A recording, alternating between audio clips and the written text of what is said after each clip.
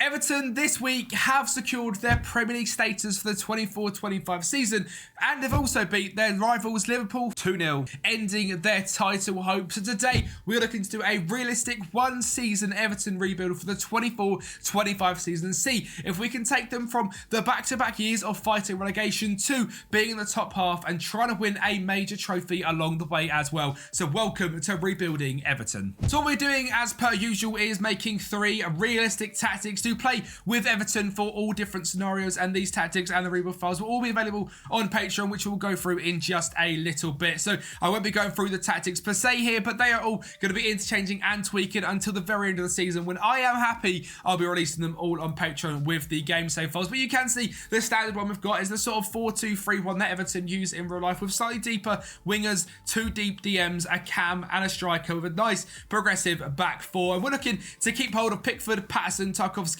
and to be honest, I think Jarrad Branthwaite will leave in real life. It's the only thing I simply cannot do in the realism mode is get rid of Jarrad Branthwaite, because simply no one tried to get him. I promise you this right now, over the next month I'm going to try and sell him and it will not happen. So Jarrad Branthwaite is staying at the club, but I don't think it's the worst thing for him or for Everton, of course. We're looking for a brand new left back. Onana and Jimmy Garner are going to stay in DM. Dwight McNeil at left mid. We are looking for a brand new right mid to replace the 2 loanees of Dan Schumer and Jack Harrison. I'm looking for a brand new central attack midfielder, and we are keeping Dominic Calvert-Lewin up front. When he is on form, he is one of the best strikers in the Premier League, and I stand by that, and I have stood by that for a very long time. We are looking for a brand new backup goalkeeper. The back 4 backups of Coleman, Keane, Godfrey and Mikalenko I think are very good. Idrissa Gueye certainly said at the club we are looking for someone to partner him. A backup right mid, a backup left mid, but Doucouré and Beto also are staying in the side. There's a lot of people here that we are looking to either get rid of. I think Lewis Dobbin will certainly be staying at the club as a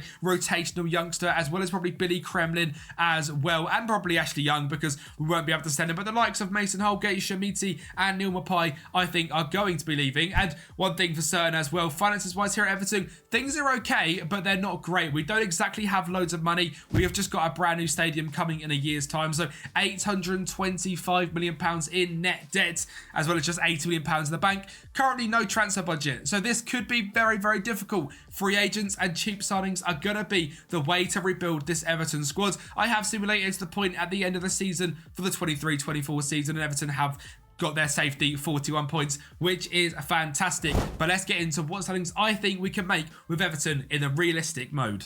So to kick things off then, I ended up selling Yusuf Shamiti to Brentford for £12 million. And that's because money was quite difficult to come by at the start of the summer window. So I decided to sell a very good prospect youngster to rebuild into the club.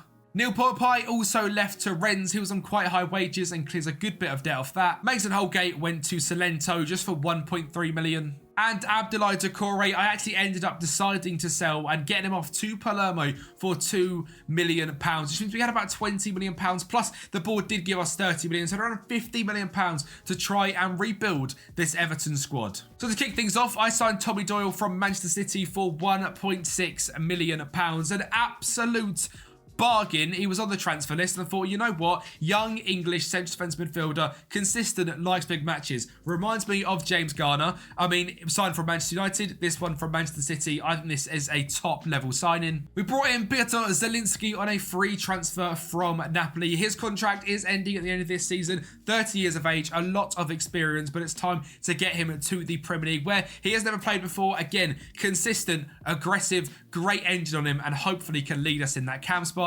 David Brooks has come in from Bournemouth. We spent just £6 million after David was transfer listed over there, and gives us a very good rotational right winger, because the starting guy is going to be Morgan Gibbs-White, signed from Nottingham Forest. They were looking to sell, and for just £25 million, a consistent, likes big matches, currently can't play right mid, but we are going to have a slight tweak in system and you will see what we are looking to do. Great flair, great dribbling, great finishing, great acceleration and pace as well. Gibbs-White is a top level player. Sam Tickle comes in as the backup goalkeeper to Jordan Pickford. I think it's quite realistic and it's quite fun. We could get a nice bit of Sam Tickle. And finally, the signing we have made to finish off this summer window is Jan Nicholas Beste, signed from Heidenheim, relegated over in Germany, but a fantastic set-piece taking, corner whipping, crossing speed demon at left mid who's consistent and likes big matches, and cost us just £8 million after dropping a 7.2 in the season just gone. I think he'll have himself a bit of Jan Nicholas. And overall, I'm very happy with the signings we have made. I think they bring in a whole class of experience, a lot of youth in there as well,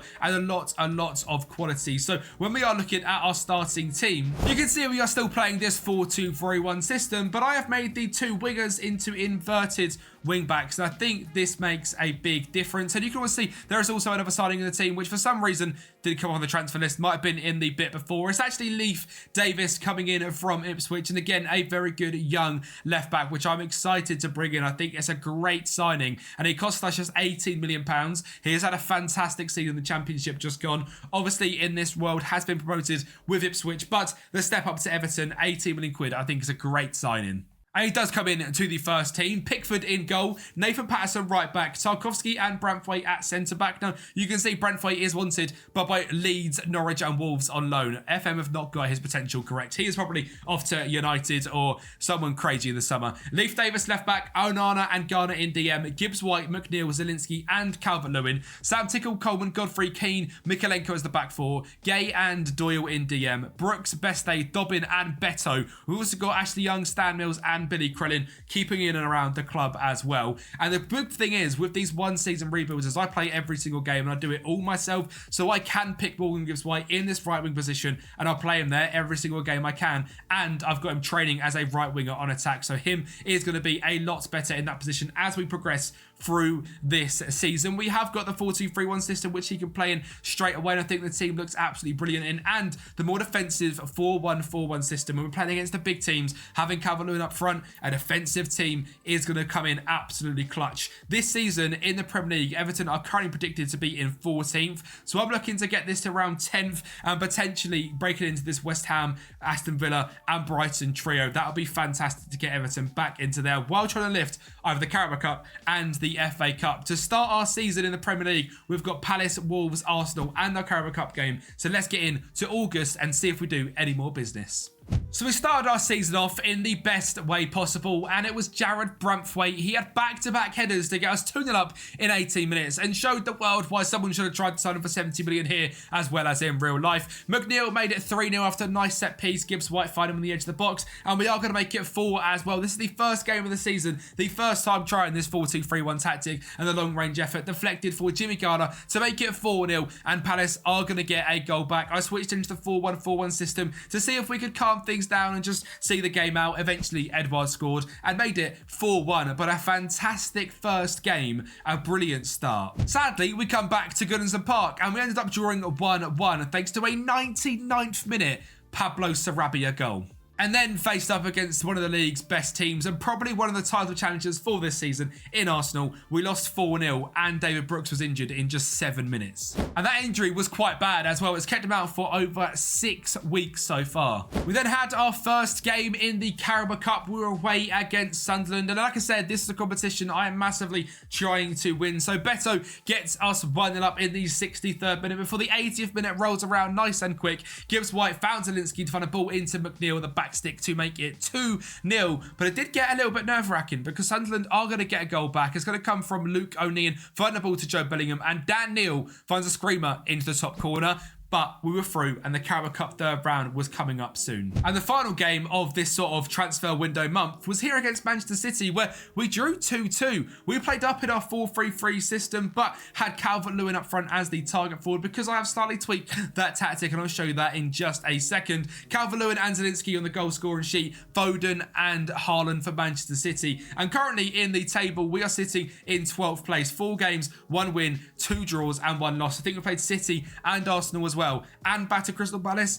I'm quite happy with how we've done. In terms of the tactic, the more defensive tactic I've made into a 4-3-3 rather than this 4-1-4-1. I've just pushed the wingers a little bit up. I thought we were playing way too deep. Actually, in the match engine, wasn't working at all. So I have pushed them up because obviously in our number 1 system, We have the cam that gets in these roles, and these guys are attacking wingers, whereas in this system they were supporting wingers and we're not supporting Calvert enough at all. So I made that tweak and things are looking good. But as I said, this tactic, all three of them are going to be tweaked throughout the whole season, and at the end, whatever tactics we ended up with will be over on the Patreon screen. In terms of transfers, we haven't had too much else happen. In fact, nothing else has happened. No one's coming, no one has gone out. So over the next month or two, we're going to play against Fulham, Liverpool, Swansea in the Carabao, Brentford, West Ham, Southampton and Leeds, and make a nice run in for the season, trying to secure ourselves away from relegation and into top half football. But away from home against Fulham at Craven Cottage, we were an absolute dominant force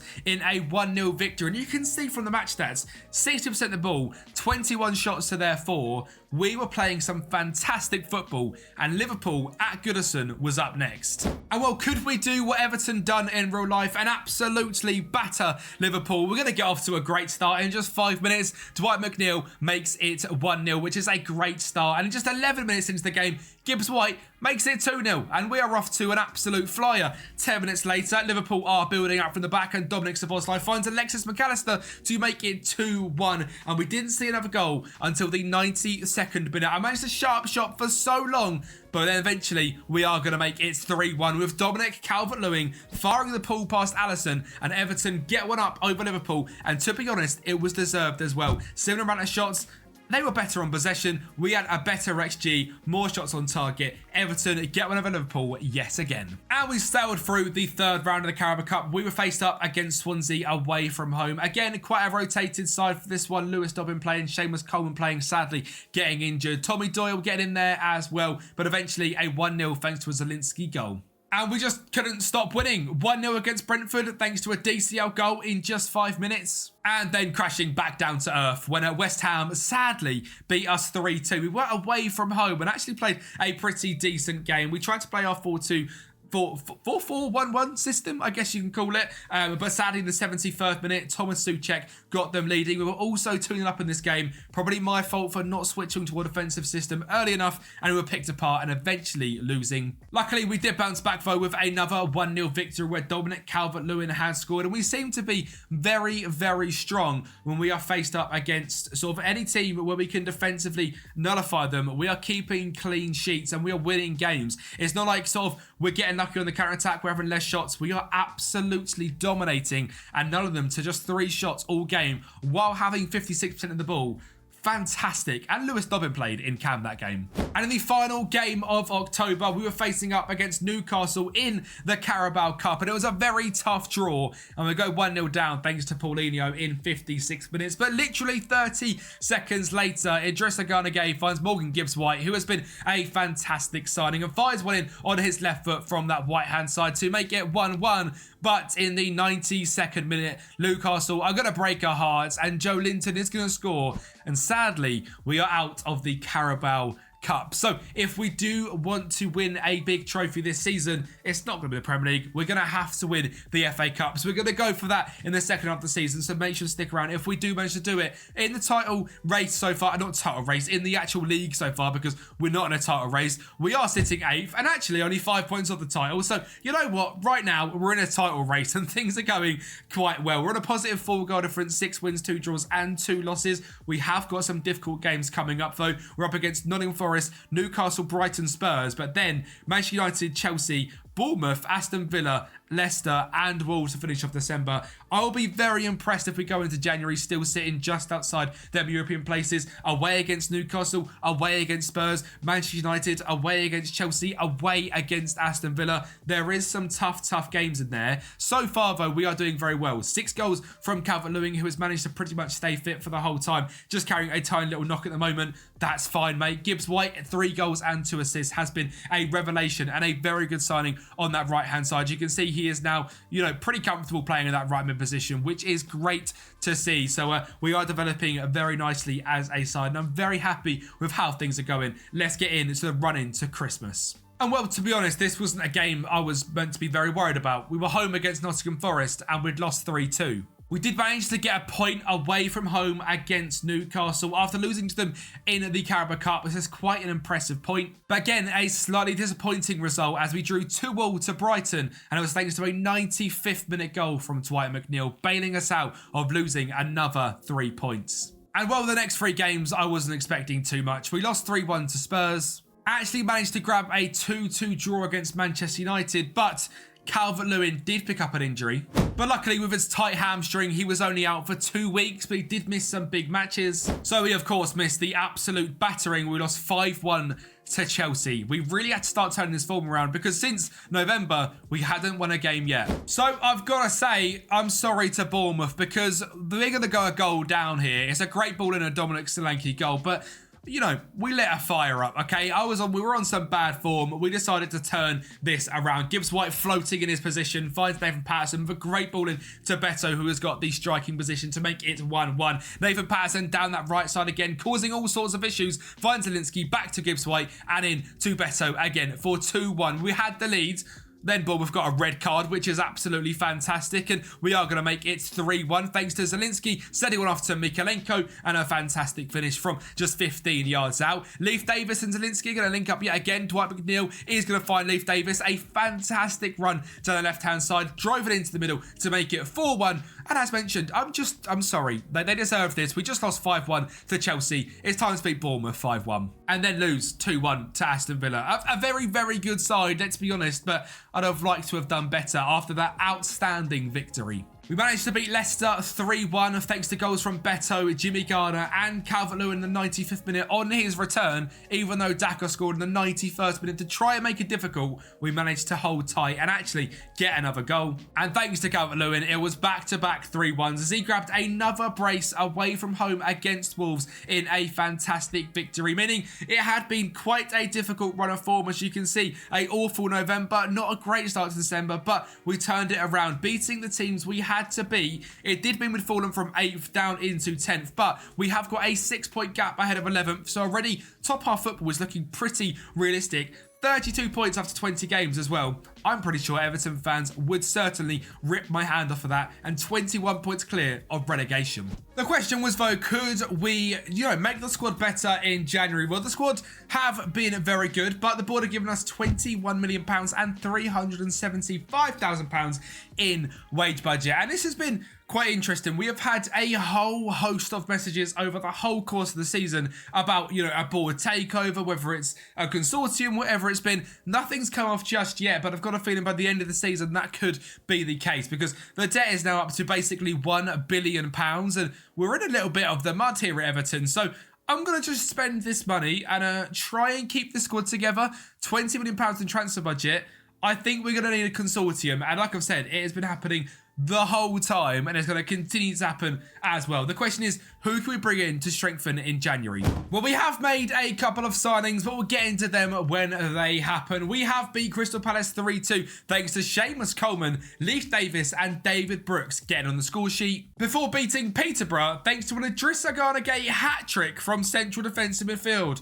What a guy, and luckily we are through to the 4th round of the FA Cup. Remember, I want to win this one. And we did follow that up with a 1-0 loss against Arsenal, but genuinely a very good result. And this is where I made my first signing. I brought in Josh Sargent from Norwich. He was absolutely smashing it in the Championship, so I spent £23 million on bringing Josh Sargent to Everton. I think he's a very good striker, and on FM in particular, he's actually fantastic, and he becomes the top goal scorer in the Premier League in a lot of my rebuilds recently after the new sort of updates. Finishing composure and pace with great determination, off the ball work and work rate.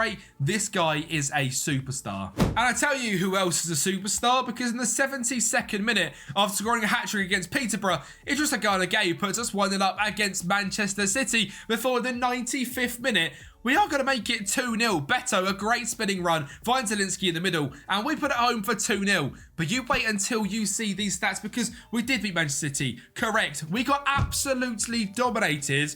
And I think for the first time in my FM career, I've FM'd FM. 3 shots, 2 on target all game, and a 2-0 victory. But we then drew them in the 4th round of the FA Cup, which I thought meant we were completely written off. Apparently, we've just got one up on Manchester City. Calvert-Lewin, 7 minutes in, makes us 1-0 leaders. Best day a corner, backstick, Calvert-Lewin, 2-0 up. And that man, Best day again, we've not spoken about too much, but has been a brilliant season. It's going to make it 3-0. Is this the same City, or have they, have they got all their charges come through, I reckon? That's what's happened in the last couple of weeks. A ball in, and eventually they do score to make it 3-1, thanks to Jeremy Doku. But we are through to the 5th round of the FA Cup, and we have knocked out the best team in England, Manchester City. And at this point, I think we're the best team in England, and I think we have the best striker in England as well, because Calvert-Lewin scores another brace, the 32, the 38, and a 90th minute goal from Seamus Coleman to make us 3-1 winners. And Calvert-Lewin so far, 15 goals in 18 games, 13 in 17, just shows what a fit Calvert-Lewin can do. I've been singing this guy's praises for years. When he had that season 4 or 5 seasons back where he was lights out good, it's just such a shame he's so injury prone. We have managed to sort of rotate him quite nicely with Beto and Lewis Dobbin this season to make sure he doesn't get injured. I think it's certainly paying off. A 7.16 average rating, 20 games and 13 goals. I mean, the fact we've had how many games? So he's played 17 games in the league so far. We've played 24, so he's missed 7 just for rotation. I've not played him in the Carabao Cup or the FA Cup other than that game against Manchester City, and he's done really well. Rotating him has been key. Having a good striker like Beto has been key, and Josh Sargent, but we did make 2 more signings. Number 1 is a brand new centre-back in Chris Smalling for £10 million from AS Roma. He is an absolute fantastic centre-back. Old, so he's got lots of experience, but decent natural fitness as well, so he can keep going for another few years. Great determination, heading, marking and tackling is all outstanding, so a very big player to get in, and has been having a superb season over at Roma with a 7.11. So he's coming into this Everton team to partner Jared Braithwaite, and we're also going to bring in Donny van der Beek back to Everton. His loan spell didn't work in the slightest from Manchester United, but he was on the transfer list for £725,000, and regardless of how bad this deal goes, it's an absolute free hit to see if we can revive Donny van der Beek's career. So we have also welcomed him back with open arms. We are sitting 9th in the table currently, 41 points, already the magic 40, so completely clear of the second half of the table. So we are pushing for a European place, and we're in a good stead in the FA Cup as well. Can we carry this form on? We have got a rough couple of games coming up, but when we come back at the start of April, I'm hoping we are still in with a fight. Well, sadly, Liverpool did get 2-0 over us. Obviously, we beat them 3-1 at Goodison, which it means more. And we're going to use the classic Liverpool quote of "it means more." Well, the Goodison win means more than this one. Sadly, a 2-0 loss. Luckily, we rebounded against Brentford with a 2-1 victory with goals from David Brooks and Calvert-Lewin before facing up against West Ham, who we were battling at the moment to try and keep this sort of European fight on. Another defensive mistake, and Calvert-Lewin is there to grab one back to make it 1-0. Braithwaite then finds McNeil, who drifts in from the side, finds David Brooks, and Calvert-Lewin's there again. An absolute screamer past Areola. And then finally, someone to get their first goal of the season, the brand new January signing, Josh Sargent. You can see him in the middle. He leaps up, playing off that right-hand side, and makes it 3-0, scoring past Alphonse Areola. We then beat Southampton 1-0, again, thanks to Calvert-Lewin, and up next was the Carabao Cup 5th round. Well, we faced up against Chelsea, and we won on the penalty shootout, and for Chelsea, it was Raheem Sterling who ended up missing. I'm not going to show the highlights because penalties are broken in highlights, sadly, but Ian Maatsen and Lukaku scoring for Chelsea, Idrissa Gueye and Beto scoring for us, and we were through to the quarters in the FA Cup. And it was Leeds up next in the league, and after that massive victory in the FA Cup, we scored an absolute screamer thanks to Donny van der Beek with one of the best goals you will see. In the 10th minute, he fires one in. It was a bit of a Lampard moment, drops to him, in off the crossbar, in off the crossbar, but it goes over the line thanks to goal line technology. We have the correct decision. He scored, and he was fantastic in this game. He finds the ball back there, and Best Day makes it 2-1 after Leeds did get a goal back. Van der Beek on the corner, whips it in. Calvert-Lewin is there to make it 3-1, and already Van der Beek looks like an absolute bargain for 700k. A ball in, and Chris Smalling, our other signing, scores to make it 4-1 as we absolutely destroyed Leeds, but couldn't save a single goal against Nottingham Forest and drew 0-0. But it was FA Cup quarter-final time. We were back once again, but this time against Hull City. I've got no idea how they're here. We've knocked out Manchester City. We've knocked out Chelsea. I really hope we can knock out Hull. Well, Jimmy Garner gets off to a fantastic start, and guess what? He's going to make it 2-0 with another absolute screamer. I love James Garner so much. I was clambering for him to be called up to the Manchester United team when he was at the United Academy. He now is looking like a superstar at Everton, and we eventually won this game 4-0. Garner with 2 goals and 2 assists. The semi-finals of the FA Cup are coming up, well, in a month or two's time, because we have to carry on the Premier League, and we drew this one 1-1 with Brighton, even after getting a Mikalenko red card. But a simply great run of form with only 1 loss, which was against Liverpool, and it means nothing. It doesn't mean more, let's be honest. But as we go into the Premier League, we are in 8th currently, 55 points, still just 5 points off the Champions League places, which is absolutely fantastic. We'll ignore who's at top of the league because that doesn't matter. But we are doing very, very well indeed. Still absolutely clear of Brighton, 14 points, and 35 points clear of relegation. So, getting rid of that relegation, I think we've done very well so far with Everton. We have got a difficult run in. Newcastle, Spurs, United, Arsenal, Chelsea, all coming up in April, as well as Bournemouth, Aston Villa, and Leicester. And that game against Arsenal is the quarterfinals of the FA Cup. So can we get through that and set up the final? Let's get into the Premier League running. Luckily, we have Calvert-Lewin, so we did beat Newcastle 1-0 before facing up against Spurs in what was one of the games of the century, when Nathan Patterson got us a ball in the box and bid on Zielinski, the free signing at the very start, getting us 1-0 up in just 7 minutes. Jan Beste then drives to the left-hand side, and we know how good his crossing is. What we don't know is Vicario's flappy hands. It does fall to Gibbs White, and he makes it 2-0, who's been a little bit quiet recently, but still a fantastic signing. Richarlison finds Kulusevski, who finds James Maddison to make it 2-1, and they're going to come back and make it 2-2 as well. Pedro pouring the ball through to Dejan Kulusevski, who does find Brennan Johnson, and it's quite a good goal in the end. But this isn't just 48 minutes, there's still some goals to come. Nathan Patterson driving on the right hand side does get intercepted. The ball gets switched to Leif Davis, who finds Zielinski with an absolute perler into the back of the net in the 81st minute. But just a minute later, Heung-Min Son has something to say about that, and the game ends 3-3 in a fantastic game at Goodison. But before the semi-finals of the FA Cup, we faced up against Manchester United and lost 2-0. Goals from Varane and McTominay. I hope that doesn't bring the confidence down. Well, I tell you what, there's one man whose confidence hasn't gone down for this whole season. It's this man, Dominic Calvert-Lewin. Genuinely an absolute superstar on this game. 1-0 up in 47 minutes. In the 85th, Chris Smalling made it 2-0, and we beat Arsenal. Everton were going to an FA Cup final at the end of this season. And it certainly took the sting out of this 3-0 loss to Chelsea when they beat us 5-1 and 3-0. Chris Smalling did get into this game, but luckily it wasn't too bad. And as we look at the trophy system right here, final of the FA Cup, which we played against Manchester United, who are second in the Premier League. In the league itself, we are now currently sitting in 9th, 11 points of Forest in 8th, 5 points behind Arsenal, so I think 8th is going to be where our best finish could potentially be. But regardless, 11 points of Newcastle, Forest, we've beaten Brent and we've beaten West Ham. That is the goals we were looking for. Aston Villa, completely clear, are absolutely fantastic on FM, are sitting in 3rd. We are fighting our own battle. If we can get top 8 football, it should mean Conference League for anyone that wants to pick this up on Patreon. And while I'm on the topic of Patreon, a massive thank you to the legends that are running down the screen right now. If you do want to pick this save up at the end of Season 1, plus all of the tactics, whether it's Everton 1, 2 or 3, the 3 I have created, they will all be available down below on the Patreon link, and it helps support me a whole bunch. So if you want to do that, that's down there. A massive thank you. Let's get into the running of the season. We've got Bournemouth, Villa, Leicester, and finishing off at Wembley against Manchester United. Well, David Brooks against his old club Bournemouth scored in the 96th minute to grab us a point here, and then we beat Aston Villa, who were sitting in Champions League places, 2-1. Goals from Zielinski and Dwight McNeil after a Ollie Watkins goal. Another 3 points. If we get 3 points the final day, 8th place is ours. So that's exactly what we went and done, with Jared Branthwaite and Vitaly Mikalenko scoring against Leicester. And Leicester are going to be the next team I actually rebuild for 5 years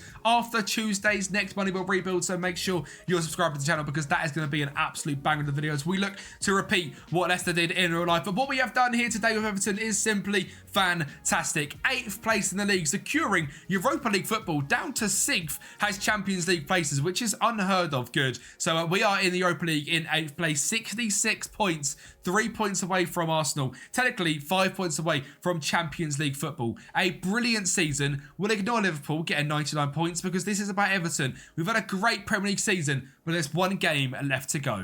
And it was here at Wembley against Manchester United where they got off to a fantastic start with Mason Mount putting one in the top corner in just 15 minutes. And it took till the 75th for us to get a response. Zielinski, a ball in behind, and Beto was there to make it 1-1. And after that, extra time was there. Jan Beste made it 2-1, and that is all she wrote. Everton are FA Cup winners, and based on them stats, we certainly deserve it as well. A 2.2 on XG, 13 shots to their 9. Possession-wise, doesn't matter. We were simply fantastic on the day, and Calvert-Lewin was absolutely battered and got injured. Hence why Beto come on, a great sub, because he got us the winner. And guess what? Jan-Nicolas Beste didn't start either, and he got us the winner. Tactical genius right here. So an FA Cup, 8th place in the Premier League, a very good season for Everton. And in terms of the players that were fantastic this season, Calvert-Lewin 22 and 4, Beto with 10 and 1 and 11 starts, Zielinski 7 and 6, McNeil 7 and 8, 11 goals and 4 assists for James Garner was fantastic. And Gibbs White was maybe a little bit disappointing on that right hand side, 4 and 4. I think is an experiment which maybe he now goes into the cam role with Zielinski at 31 years of age. Dwight McNeil was fantastic. Garner Gay was brilliant. Jan-Nicolas Beste for £8 million, 5 goals, 7 assists in 27 games overall is very, very strong. I'm very happy with this rebuild. I think we've done a very, very good job. Josh Sargent maybe didn't get enough game time at the end, but he was good. Leif Davis, a 7.02 in the Premier League, a great signing. Donny van der Beek in the games he played was fantastic. Amadou Onana is still here and doing brilliant, but European football has returned to Everton. Reminder, if you want to pick this save up, Patreon down below. A massive thank you for watching. Like the video, subscribe to the channel, and I'll speak to you next time.